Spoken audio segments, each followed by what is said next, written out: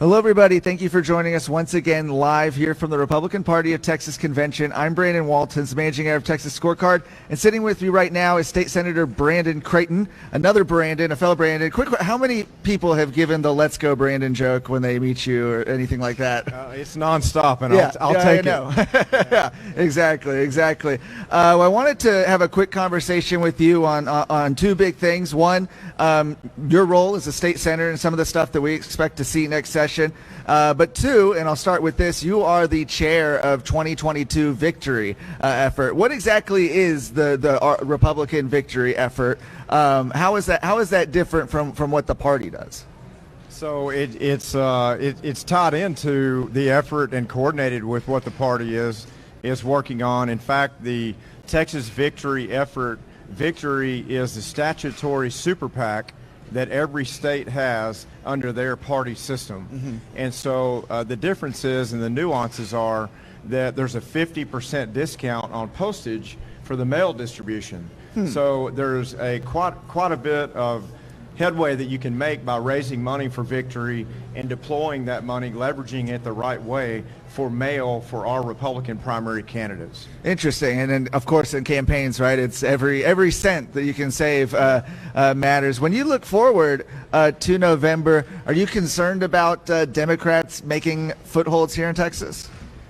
Absolutely. I mean, it's hour by hour on our effort to have a strategy to get out the vote, to leverage, technology in a way that we're advancing above and beyond from what the Democrats are working on to get our message out, to promote the best of our candidates, to make sure that our grassroots and our base is inspired to go vote, not just to vote, but to work on behalf of these candidates. And I think we have a good plan in place. I think we are winning the battle on registering new voters over the Democrats, and over the past few years, we have not won that battle. Right. And, when you talk about some of the stuff that's happening here at the convention, right, it's not only the networking, getting to meet people, but they're also doing the priorities, the platform, things like that. Lieutenant Governor Dan Patrick just spoke to the body and essentially said, named off things like gender modification, election integrity, priorities that had passed out of the Senate, but then were killed in the Texas House. Do you think anything's going to be different this next session? I think we have an incredible group of new senators coming into the Senate, whether that's a class of 5 or more.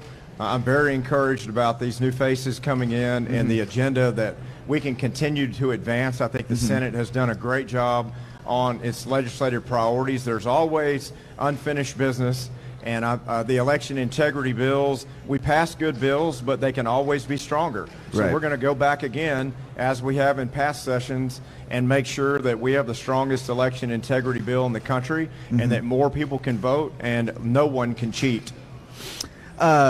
Recently, we were talking about this before we went live, the Education Committee and the Higher Education Committee were combined in the Senate, and so now there's one committee on education. You're the chair of it. Lieutenant Governor Patrick has indicated that there's going to be a lot of priority legislation this next session through there. Can you preview any of the priorities that you expect the Senate to pass dealing with education and higher education? We're developing that now, and yes, I can give a preview of a few of those. Policy initiatives that I'm excited about. So for the first time in a long time, Higher Education Committee in the Senate that I was chairing is now combined with K through 12, the Public Education Committee, for an education super committee in the Senate that represents over half of the state budget. And we have reforms for the day in and day out of how public schools are run, how they can be improved, how we can build upon bills from the last few sessions where we've made 25 to 38-year changes and reforms in the public school process already. But on top of that, I think we will have a strong parental bill of rights that Texans will be very interested in.